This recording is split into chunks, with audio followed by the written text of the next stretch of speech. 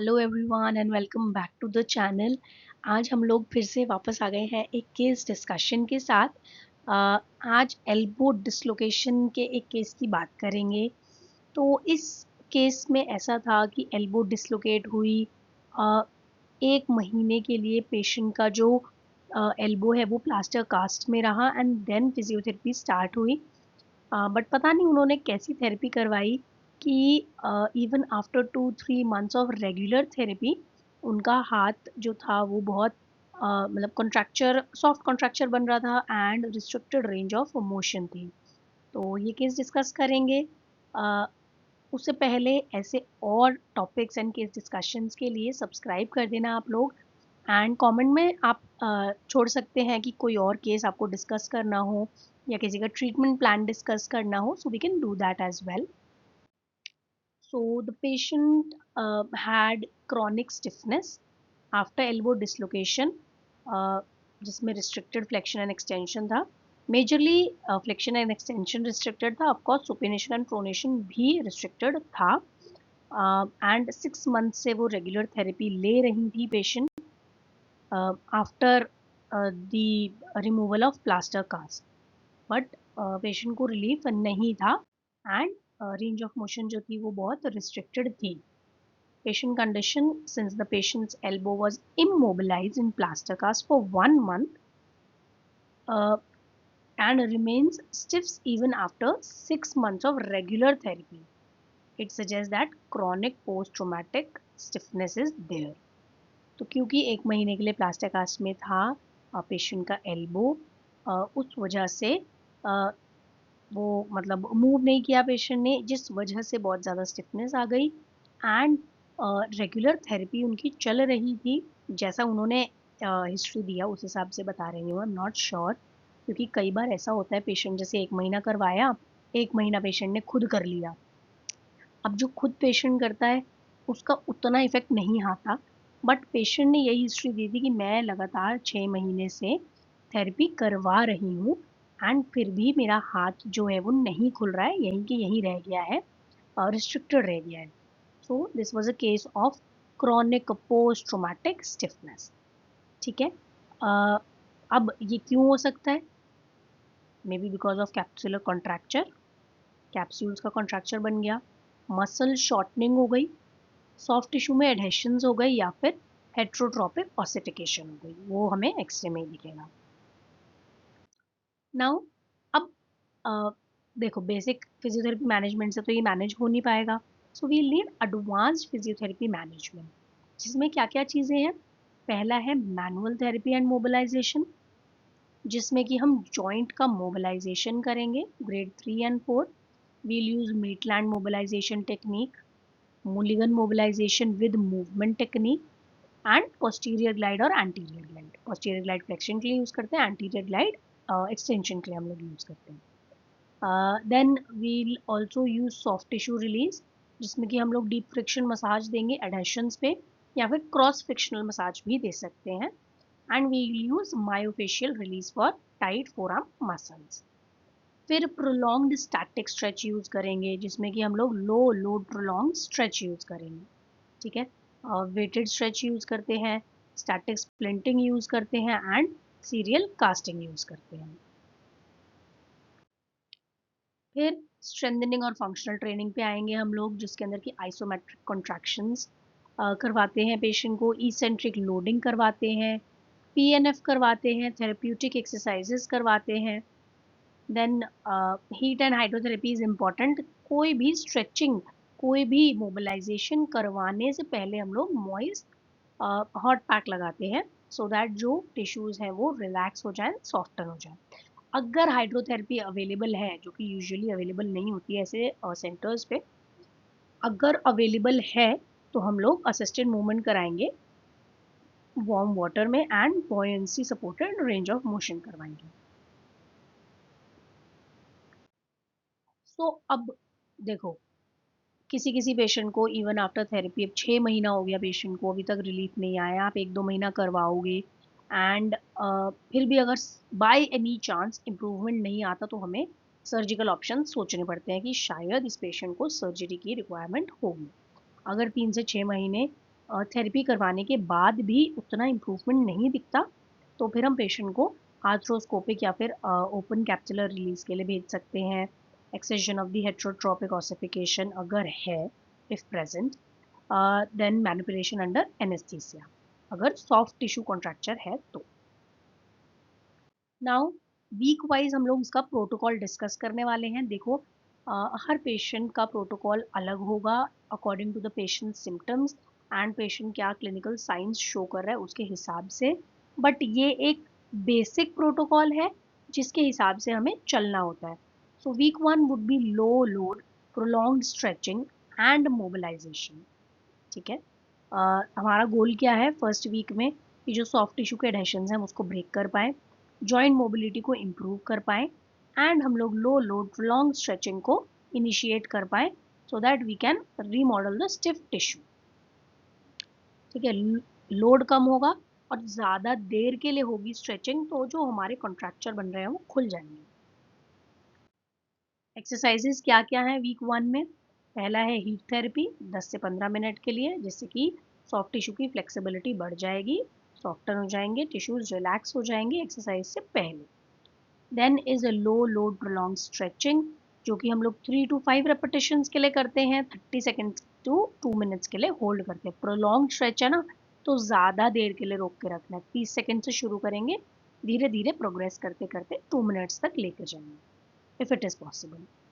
तो पहला है gravity assisted elbow extension stretch, जिसके अंदर हम पेशेंट को एक डंबल पकड़ा देंगे या फिर वेट कफ पहना देंगे रिस्ट पर एंड आर्म को टेबल से बाहर रखेंगे हल्का सा, तो एल्बो का एक्सटेंशन हो जाएगा।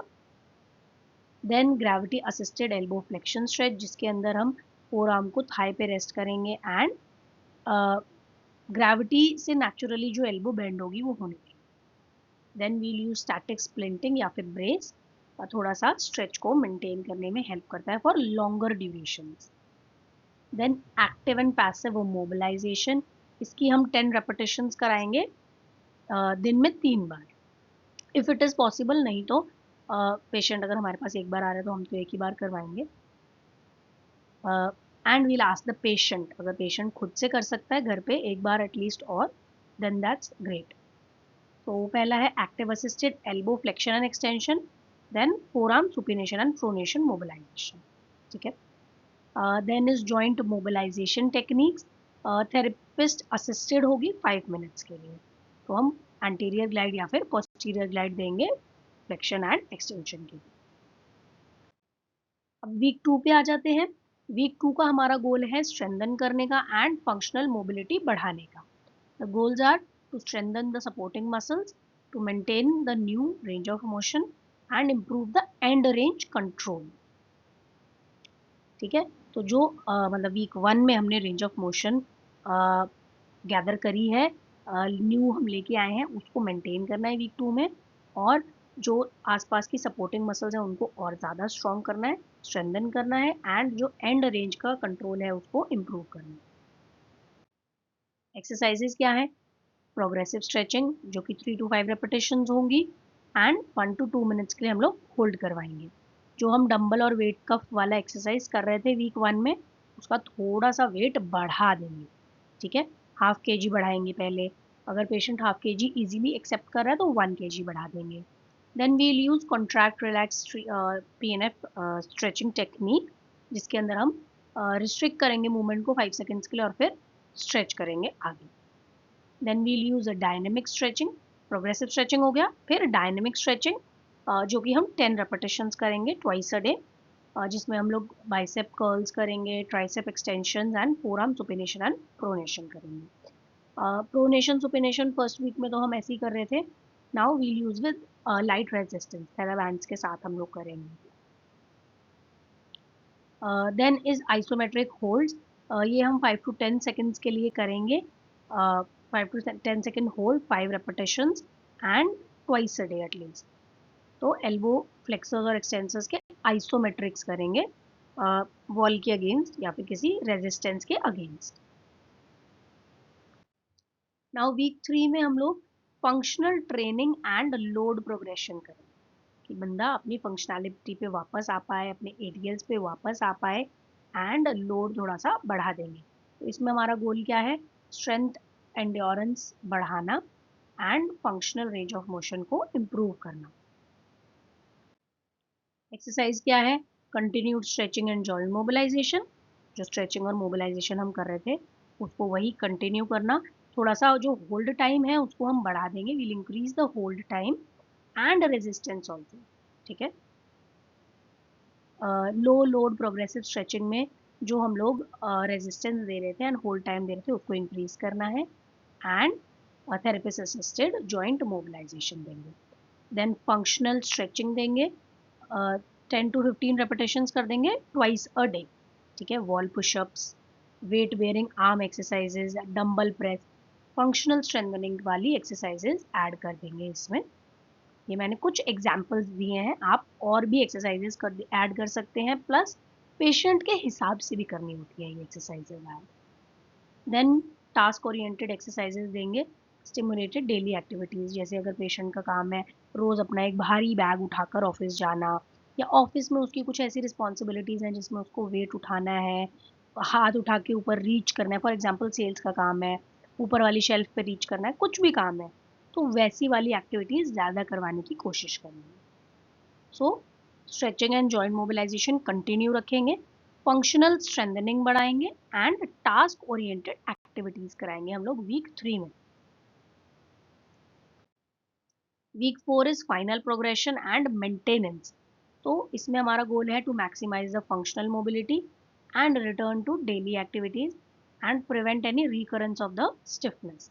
हमें फंक्शनल मोबिलिटी को मैक्सिमाइज करना है, पेशेंट अपनी डेली एक्टिविटीज पे वापस नॉर्मल आ पाए वो, एंड स्टिफनेस वापस ना आए वो करना है। सो इसकी एक्सरसाइजेज क्या है, full range of motion strength training, 15 repetitions करानी है ट्वाइस अ डे, ठीक है। बाइसेप एंड ट्राइसेप के रेजिस्टेंस के साथ वर्कआउट कराना है, लोड बढ़ा देंगे, जो हमने आधा किलो वजन बढ़ाया था उसको 1 किलो से 1.5 किलो तक बढ़ा देंगे। केटल बेल कैरीज अगर पेशेंट कर पाए, देन PNF स्ट्रेंथनिंग पैटर्न देंगे, then we'll go for stretching and mobilisation. ये मतलब मेंटेन करने के लिए दे रहे हैं हम, ठीक है, कि दोबारा से स्टिफनेस ना आए, and we'll give patient a home programme जिसमें सेल्फ मेंटेनेंस है कि आप अपने घर में अपनी डेली एक्टिविटीज़ में काम करते रहो, फंक्शनल मूवमेंट्स करते रहो कि आपकी जो मूवमेंट है वो लॉस ना हो, रेंज ऑफ मोशन जो आई है उतनी ही मेंटेन रहे, बल्कि थोड़ा सा और बढ़ सके, कम ना हो जाए, जो भी हमने मतलब किया है अचीव वो कम ना हो जाए, उसको मेंटेन करने के लिए घर पे पेशेंट फंक्शनल एक्टिविटीज करता रहे। So that's it for today, I hope I have covered everything. जो ज़रूरत लगा मुझे इम्पोर्टेंट था वो मैंने सारा कवर किया है। Still if you have any doubt you can ask in the comments below, and you can join my telegram channel from the link given in the description box below. Thank you for watching.